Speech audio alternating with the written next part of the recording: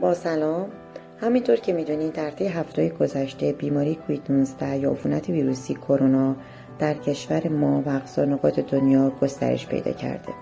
همزمان با گسترش این بیماری ویروسی گزارشات زیادی از مشکلات بویایی و چشایی در قسمت‌های مختلف دنیا داده شده.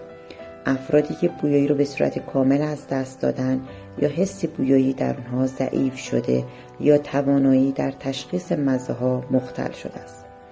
در این خصوص کاربران و همراهان عزیز سوالات زیادی پرسیده بودند. عزیزانی که دچار کاهش حسی بویایی در چند هفته اخیر شده بودند و نمیدونستن چه کار کنن و از این بابت نگران بودند. نکته مهم این هست که افرادی که دچار این مشکل شدن ممکنه درگیر بیماری کرونا شده باشند و علائم دیگه‌ای نداشته باشند.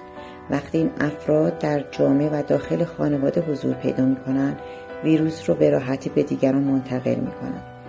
بنابراین توصیه می‌کنیم افرادی که این مشکل رو دارن، یعنی دچار کاهش حسی بویایی و چشایی شدن، به خصوص اگر در چند هفته اخیر این اتفاق افتاده، این تصور رو داشته باشن که ممکنه به بیماری کرونا مبتلا شده باشن. بهتر دستورات بهداشت فردی رو مراعات کنن تا بیماری رو به دیگران منتقل نکنن و حتی الامکان ایزوله باشن.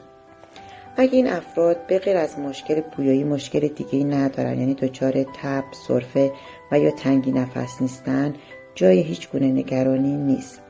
اما در صورت بروز هر گونه از این مشکلات، به خصوص تنگی نفس، توصیه میشه حتما مراکز درمانی مراجعه کنن.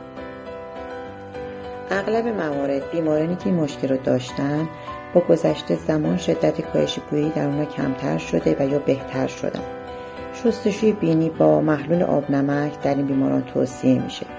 ویتامین ها و مکمل ها ممکنه مفید باشن، اما قویاً توصیه میشه استفاده از هر گونه داروی کورتونی، چه به صورت استنشاقی یعنی اسپری بینی و یا چه به صورت خوراکی، اجتناب کنن و مصرف داروی کورتونی در این دوره مطلقاً ممنوع است.